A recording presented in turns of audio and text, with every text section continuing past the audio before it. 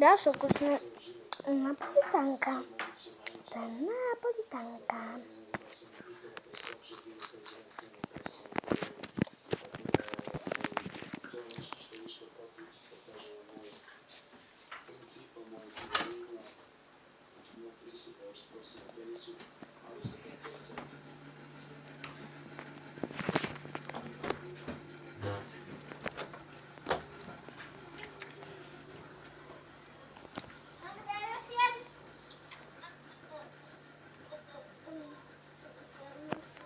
Ovoga, to što sam htjela da vam